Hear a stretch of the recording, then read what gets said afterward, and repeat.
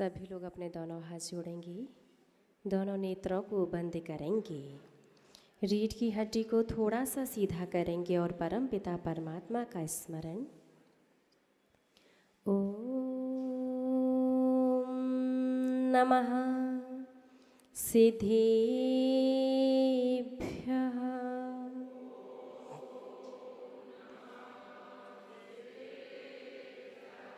ओम नमः सिद्धेभ्यः।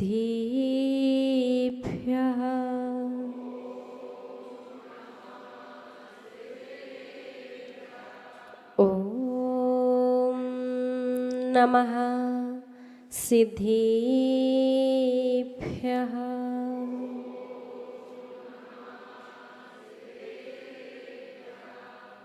तुभ्यं नमस्त्रिभुवनार्तिहराय नाथ। तुभ्यं नमः क्षितितलामलभूषणाय। तुभ्यं नमस्त्रिजगतः परमेश्वराय। तुभ्यं नमो जिनिभवोदधि शोषणाय। तुभ्यं नमो जिनिभवोदधि शोषणाय। जय बोलिए त्रैकालवर्ती त्रैलोक्य पूज्य विश्वाराध्य पंच परमेष्ठी भगवान की। आदि ब्रह्मा आदिम तीर्थंकर वृषभदेव श्री आदिनाथ भगवान की। अष्टम तीर्थंकर श्री चंदा प्रभु भगवान की। श्री अरिष्ट नेमिनाथ भगवान की। विश्व वंदनीय भगवान महावीर स्वामी की। परम गुरु परम पिता परमात्मा 1008 श्री सीमंदर स्वामी भगवान की। 20वीं सदी के प्रथमाचार्य चारित्र चक्रवर्ती आचार्य भगवंत श्री शांति सागर जी मुनि महाराज की। अभीष्ण ज्ञानोपयोगी पूज्य गुरुदेव आचार्य श्री वसुनंदी जी मुनि महाराज की। रत्नत्रयधारी तपोधन श्रेष्ठ मम शिक्षा गुरु परम श्रद्धेय गणनीयारिका श्री सौम्यनंदिनी माता जी की। अहिंसा प्रधान श्रीमद जैन धर्म की। 16 कारण पर्व की। परम पूज्य 105 आरिका सुयोग्य नंदिनी माता जी की। आरिका संघ की। धर्म स्नेही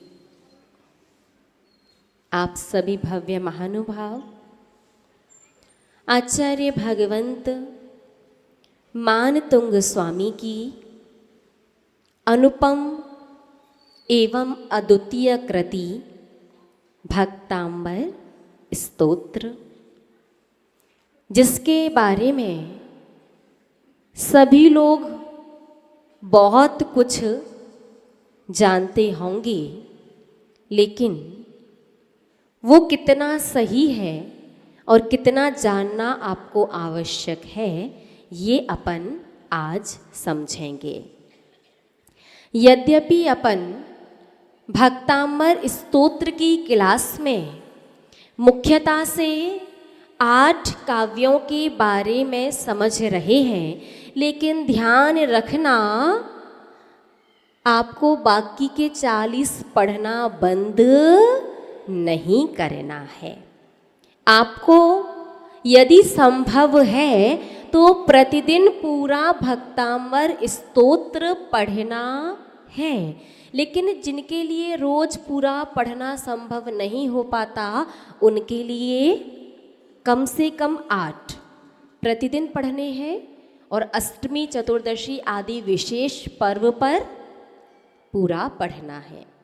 तो पहले अपन समझते हैं इस बात को कि क्यों भक्तांबर स्तोत्र को भगवान आदिनाथ का स्तोत्र कहा जाता है। क्योंकि भगवान आदिनाथ का नाम तो कहीं भी नहीं आया। आचार्य मानतुंग स्वामी मुनि महाराज ने आदिनाथ नाम कहीं भी नहीं लिखा।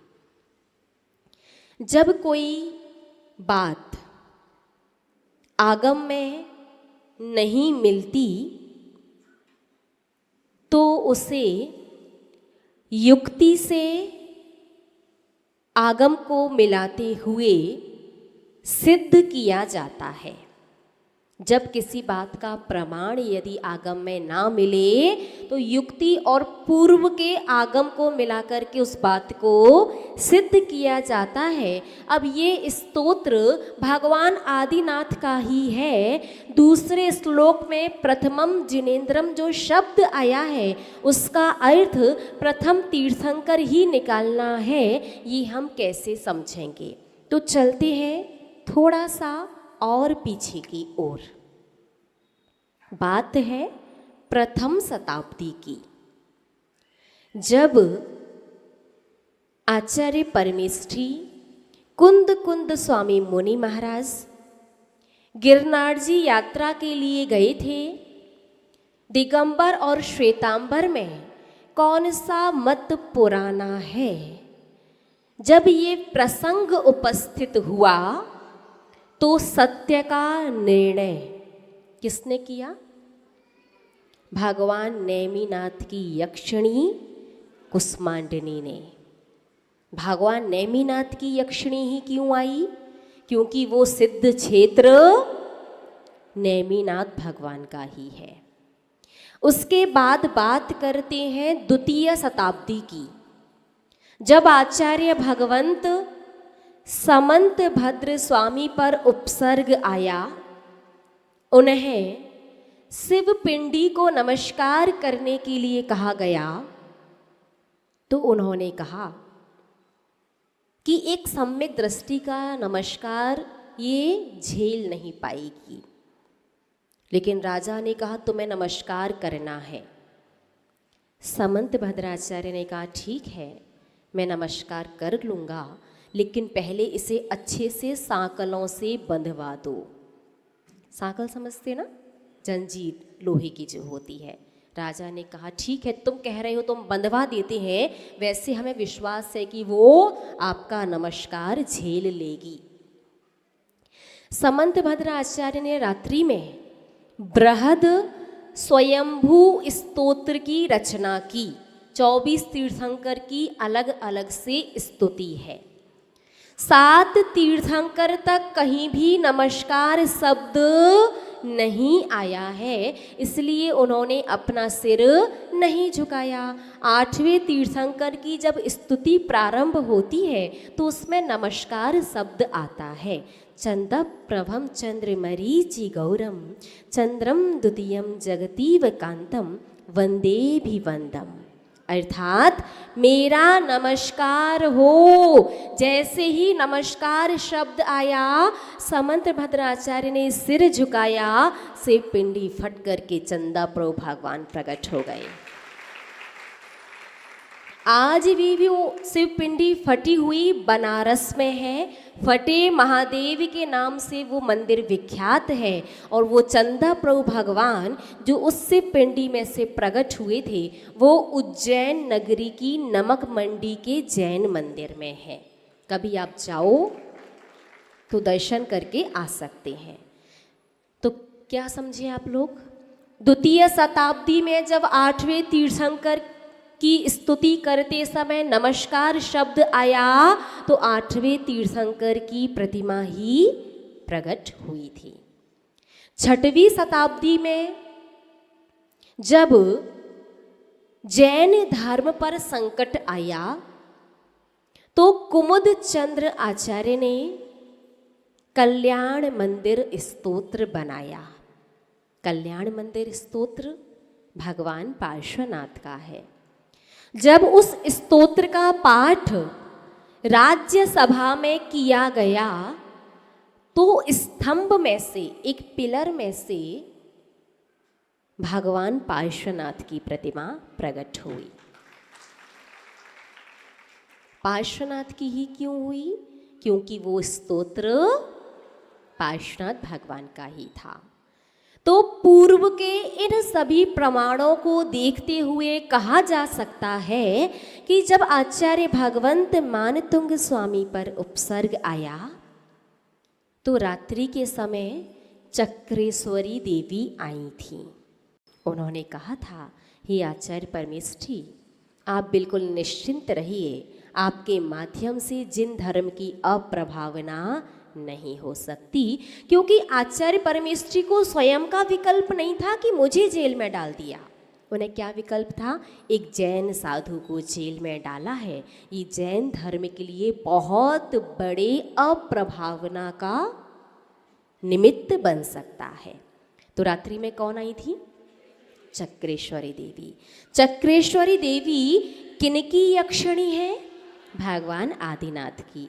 तो पूर्व के प्रमाणों को देखते हुए युक्ति से कहा जा सकता है कि जब आचार्य भगवंत मानतुंग स्वामी पर उपसर्ग आया तो चक्रेश्वरी देवी आई थी। इसका तात्पर्य है कि ये स्तोत्र भगवान आदिनाथ का ही है। दूसरे श्लोक में जो प्रथमम जिनेन्द्रम शब्द है उसका अर्थ पहले नमस्कार नहीं, प्रथम तीर्थंकर ही लगाना है। बात समझ में आ गई? अब एक बात तो क्लियर है कि भगवान आदिनाथ का ये स्तोत्र है, लेकिन भगवान आदिनाथ का अरिहंत अवस्था का है या सिद्ध अवस्था का? अरिहंत अवस्था का। कैसे पता चला? क्योंकि इसमें अष्ट प्रातिहार्य का वर्णन है, और अष्ट प्रातिहार्य अरिहंतों के होते हैं, सिद्धों के नहीं होते। अब दो बातें क्लियर हैं। पहला, भगवान आदिनाथ की स्तुति है भक्तांबर स्तोत्र, और दूसरा अरिहंत अवस्था की स्तुति है। अब एक और महत्वपूर्ण प्रश्न, स्तोत्र बोलना चाहिए या स्तोत्र? देखिए थोड़ा सा, ये दो चीजें हैं, ध्यान से देखो। अच्छा, ऊपर वाला क्यों? क्योंकि हम बार बार वही बोल रहे हैं। इसका तात्पर्य आप लोग समझदार तो हो गए। रीजन कुछ भी हो माता जी, आपको 2-4 बार बोलते हुए सुनिए। देखिए, यद्यपि दोनों का अर्थ एक ही निकलेगा, लेकिन इसका अर्थ सीधा सीधा है और इसका घुमा करके आएगा। कैसे? स्तोत्र का अर्थ होता है स्तुति, तो वो भगवान की स्तुति है, बिल्कुल सीधा। और स्त्रोत का मतलब है, इसे थोड़ा सा अपन व्याकरण से सिद्ध करेंगे। स्त्रोत शब्द स्रोत किससे निकला है? स्रोत से। जैसे जल का स्रोत क्या है? कुआं है, नदी है, झरना है, तालाब है, बावड़ी है। तो स्रोत, ये भक्तांबर क्या है? स्रोत है। कि स्रोत को घूम करके, किसका स्रोत है? भक्ति का। भक्ति का स्रोत क्या कहलाता है? स्तुति कहलाती है। तो यहाँ से थोड़ा सा घूम करके आना पड़ेगा। अब कर्म भी घूम घूम करके फिर आपको फल देने आएंगे ना, और तब तक आप मंदिर में से घर चले गए। जब तक मंदिर में पढ़ रहे थे तो अच्छा कर रहे थे, तो शुभ कर्म घूम घूम के आपके पास आ रहा था। घर पहुँच के वो राग द्वेष करना शुरू कर दिया, तो घूम घूम के आया हुआ कर्म शुभ की जगह घर पहुँचते पहुँचते अशुभ में परिवर्तित हो गया। तो घूम घूम के फल प्राप्त करना आप अभी अफोर्ड नहीं कर सकते, क्योंकि पहले से बहुत सारा पाप कर्म आपकी सत्ता में बैठा हुआ है। जब सीधा सीधा सा रास्ता बता रखा है तो क्या करना है अपन को? सीधे सीधे ही चलना है। तो क्या बोलना है? भक्तामर स्तोत्र। पहले वाला, ऊपर वाला समझ में आया ना सभी को? जो ऊपर लिखा हुआ है वो बोलना है। अब प्रश्न ये है कि आचार्य भगवंत मानतुंग स्वामी ने तो इसे कोई नाम नहीं दिया था, सिर्फ स्तुति की थी। बाद में इसका नाम भक्तांबर स्तोत्र बना। तो भक्तांबर स्तोत्र का अर्थ क्या है? बहुत से लोग कहते हैं ये स्तोत्र भक्तांबर शब्द से प्रारंभ होता है। जैसे 6वीं शताब्दी में बनाया गया कल्याण मंदिर स्तोत्र, कल्याण मंदिर शब्द से प्रारंभ होता है तो उसका नाम कल्याण मंदिर स्तोत्र है। ये 7वीं में बनाया गया है तो इसका नाम भक्तांबर स्तोत्र, क्योंकि इसका प्रारंभ भक्तांबर शब्द से हो रहा है। तो हम आपसे पूछना चाहते हैं, प्रथम श्लोक में जो भक्तांबर शब्द आता है उसका अर्थ क्या निकलता है? भक्त प्लस अमर। भक्त यानी भक्ति, अमर यानी देव। तो यदि भक्तांबर आप पहले काव्य वाला ले रहे हैं तो क्या देव लोग भगवान की भक्ति कर रहे हैं, आप लोग नहीं कर रहे क्या? तो फिर इसका अर्थ कैसे निकालेंगे?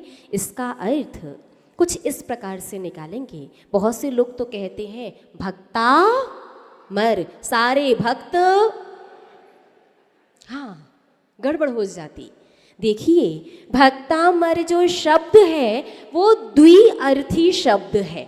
कैसा शब्द है? द्विअर्थी। जब आप काव्य पढ़ेंगे, जब आप श्लोक पढ़ेंगे तो वहाँ पर आपको अमर शब्द का अर्थ देव निकालना है। और जब आप कह रहे हैं कि हम भक्तामर स्तोत्र पढ़ रहे हैं तो उसका संधि विक्षेप, उसका अर्थ कुछ इस प्रकार से निकलेगा, भक्त प्लस अमर प्लस स्तोत्र, अर्थात भक्ति करके भक्त अमर हो जाता है। क्या करके? स्तोत्र, भगवान की स्तुति करके। बात समझ में आई? भक्त प्लस अमर प्लस स्तोत्र। स्तोत्र यानी स्तुति करके। स्तुति करके कौन क्या होता है? अमर हो जाता है। कौन अमर हो जाता है? भक्त। जो भगवान की स्तुति करता है वो अमर हो जाता है। देखिएगा भक्तांबर स्तोत्र पढ़ करके भी आपने भगवान से मोक्ष मांग लिया, और आप तो कहते हो भगवान से मोक्ष मांगते ही नहीं है।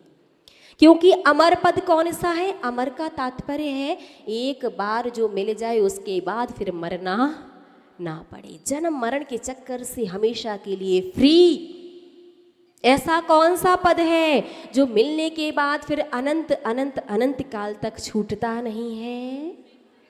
सिद्ध पद। तो भक्तांबर स्तोत्र पढ़ के भी आपने सिद्धत्व पद की प्राप्ति मांग ली। इतना कॉन्सेप्ट क्लियर हुआ ना? बोलिए ना। अब आगे चलें। चलिएगा, भक्त अमर हो जाते हैं। ये तो जब सिद्ध बनेंगे, जब मुनि दीक्षा लेंगे तब की बात है ना। मुनि दीक्षा लेना पड़ेगा भगवान बनने के लिए। अभी तो आप कौन हैं?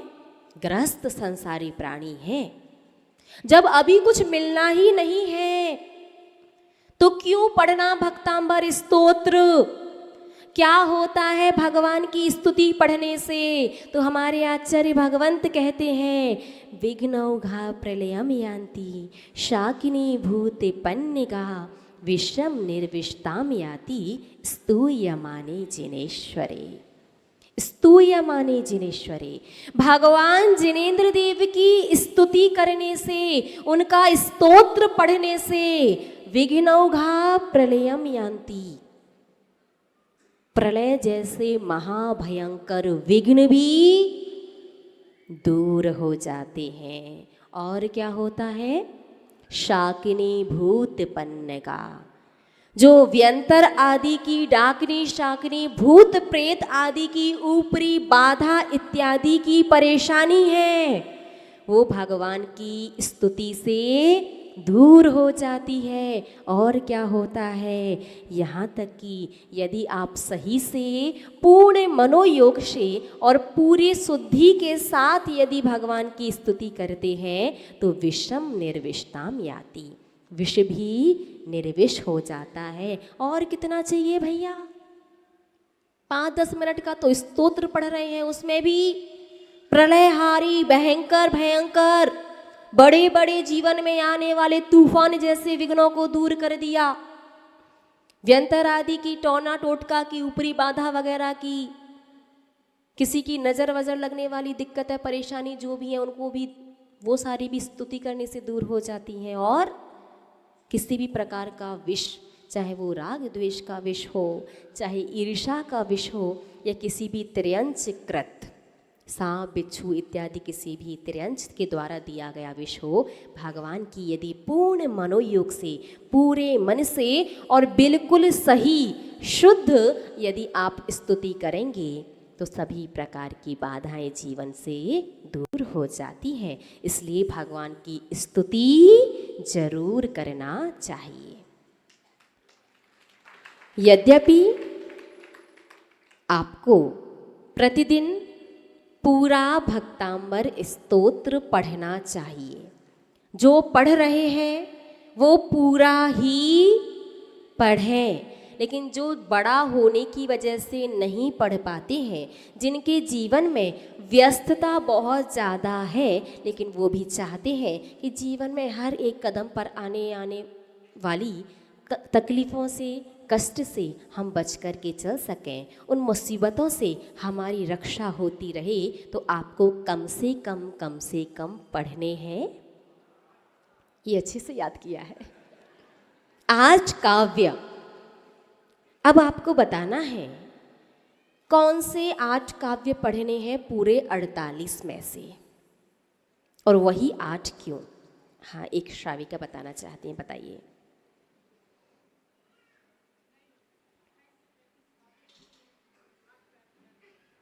अष्ट प्रातिहार्य का वर्णन है, सिर्फ वही, बाकी का नहीं।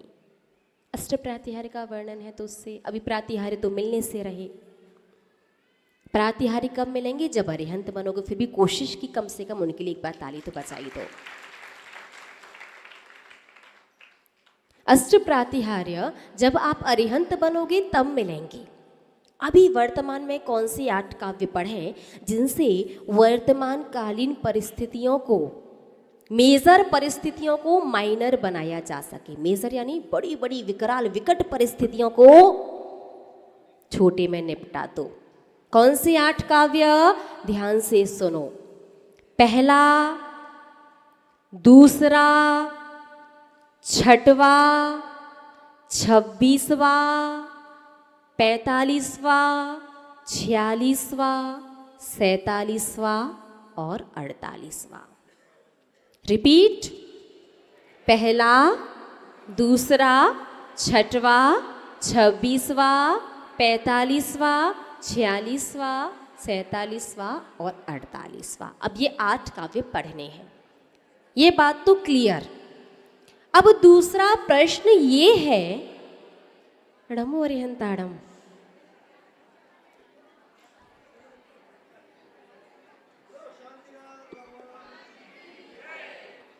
क्या हुआ? हम समझ गए, आंसर आपको आता था ना, आप यही देने वाले थे, वो तो हमने पहले दे दिया। कोई बात नहीं, माता जी इन काव्यों को आपको सिखाएंगी शुद्ध कैसे पढ़ना है, क्योंकि शुद्ध नहीं पढ़ोगे तो बड़ा मामला गड़बड़। पूरा संसार जानता है, हर जैन श्रावक जानता है कि असाध्य बीमारियों को ठीक करने के लिए 45वां काव्य होता है। कई लोग तो 45वें काव्य को 48 बार या पूरे 108 बार भी पढ़ते हैं, फिर भी वो लाभ नहीं होता जो होना चाहिए। क्यों? क्योंकि कहीं ना कोई अशुद्धि रह जाती है। और कौन सी अशुद्धि हो रही है, आप थोड़ा सा ध्यान से समझो। हम जब आपको 45वां काव्य पढ़ाएंगे तब पूरे विस्तार से बताएंगे, अभी संक्षिप्त में समझिएगा। 45वां काव्य क्या है? उद्भूत भीषण जलोदर भारे भुग्ना सोच्याम दशा मुपगताश्युति जीविताशा त्वदपादे पंकज रजो मृति दिग्ध देहा मर्त्या भवन्ति मकर ध्वज तुल्य रूपा। तीसरी पंक्ति बड़ा गड़बड़ मामला है, उसमें थोड़ा सा इसे साफ कर दीजिएगा, बताते हैं।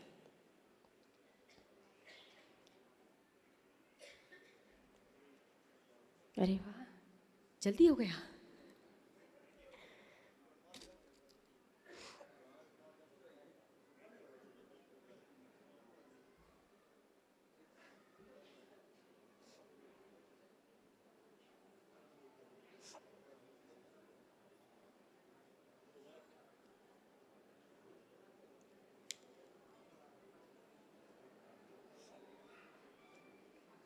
देखिए थोड़ा सा ध्यान से व्हाइट बोर्ड पर देखिए, आपकी मानसिकता क्या है? रेफ जो है वो राकी ही है।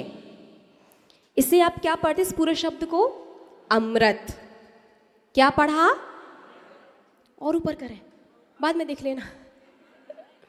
क्या पढ़ा? अमृत। अच्छा देखो, रेफ 3 प्रकार की।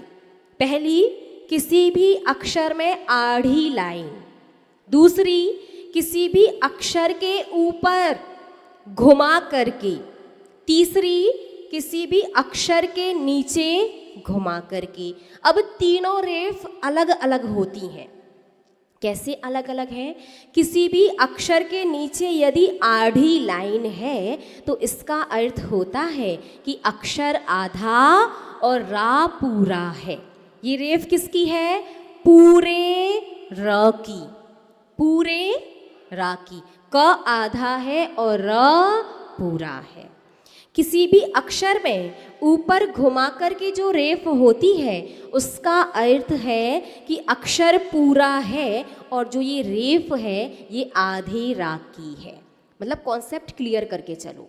यदि आधा रा होगा तो अक्षर के ऊपर चला जाएगा, और पूरा र होगा और अक्षर आधा। यदि अक्षर भी पूरा है और रा भी पूरा है तो रा कहीं नहीं जाएगा, लेकिन अक्षर आधा है, रा पूरा है, तो ऐसे आड़ी लाइन लग करके नीचे।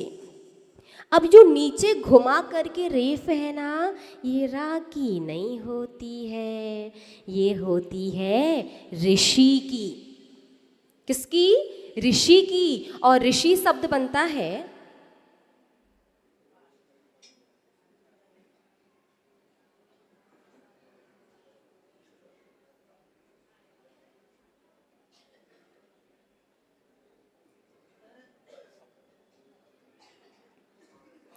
ऋषि शब्द बनता है र और ई मिलकर के, इसीलिए कहा जाता है री ऋषि। र और ई मिलकर के बना ऋषि। तो मतलब अब आप माँ अक्षर को पढ़ोगे तो ऐसे पढ़ना है जैसे माँ अक्षर पर ई की मात्रा लगी हो और रा भी हो। अमृत पढ़ दिया तो सिर्फ रा, ई तो पता नहीं कहाँ गया, तो क्या बोलोगे? अमृत। क्या बोलोगे? अमृत। सही प्रोनाउंसिएशन, सही उच्चारण यही है। ध्यान रखो, नीचे आधी लाइन तो अक्षर आधा, रा पूरा। ऊपर यदि घुमा कर के है तो रा आधा है, नीचे घुमा कर के है तो वो रा की नहीं, ऋषि की रेफ है। तो अक्षर में आपको ई और रा दोनों का उच्चारण करना है। वृद्ध व्यक्ति नहीं होता, वृद्ध होता है। घृत नहीं होता, घृत होता है। कृष्ण नहीं होता, कृष्ण होता है। वृक्ष नहीं होता, वृक्ष होता है। अमृत नहीं होता, अमृत होता है। और मृत्यु नहीं होती, मृत्यु होती है। ठीक है। तो जब आप बोलचाल में इन शब्दों का प्रयोग कर रहे हैं तो आप कुछ भी बोलो, चल जाएगा। जब आप हिंदी में इन शब्दों का प्रयोग कर रहे हैं तो आप कुछ भी बोलो, चल जाएगा। लेकिन संस्कृत में यदि मंत्र के रूप में या संस्कृत स्तुति या स्तोत्र में प्रयोग कर रहे हैं तो कुछ भी नहीं चलेगा, आपको बिल्कुल शुद्ध बोलना पड़ेगा। अब देखो आपकी मिस्टेक क्या करते हैं आप लोग। 45वें काव्य में तीसरी पंक्ति आप क्या पढ़ते, पहले वो देखो। आप अमृत नहीं मृत पढ़ते हो, नहीं मृत नहीं मृत पढ़ते। आप पढ़ते हो त्वदपाद पंकज रजो मृत दिग्ध देहा। इसका अर्थ निकला, हे भगवान जिनेन्द्र देव, आपकी चरण रूपी जो रज है ना वो मरे हुए के समान है।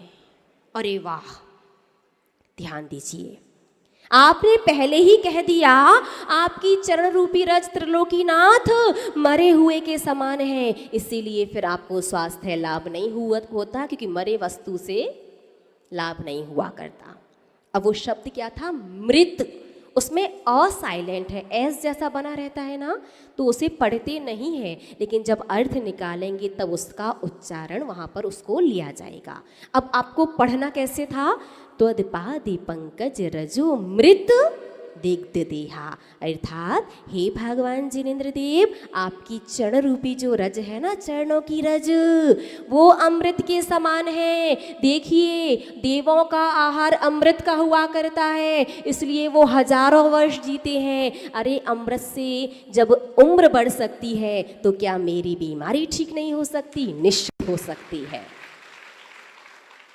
तो पढ़ते कुछ हो, करते कुछ हो, चाहते कुछ हो, तो हो कुछ और ही जाता है। मिस्टेक अभी इजीली समझ में आई ना? तो सोचो पूरे भक्तांबर जी का तो भगवान क्या क्या किया होगा, कैसा कैसा। अरे समय बहुत हो चुका है, तो अपन को मुख्यतः से अपन 8 काव्यों को समझेंगे, लेकिन यदि आपके पास समय है, आपकी अनुकूलता है, तो आपको पूरा भक्तांबर स्तोत्र पढ़ना है।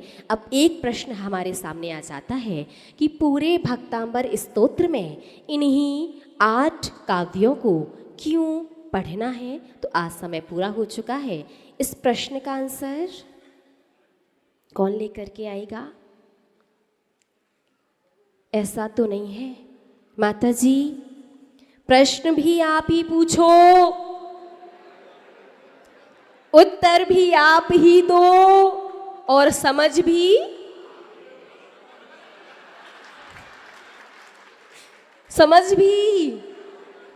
अरे भैया कम से कम आंसर हम दे रहे तो समझ तो आप लोग ना। चलेगा तो प्रयास कीजिएगा, यदि आप आंसर लेकर के आ पाएँ तो आंसर लेकर के आइएगा, और बाई चांस नहीं आ पाए तो टेंशन मत करना। माता जी तो ठीक है। जय बोलिए परम श्रद्धेय गणनीय यारिका श्री सौम्य नंदिनी माता जी की। परम पूज्य 105 आरिका सुयोग्य नंदिनी माता जी की जय। आरिका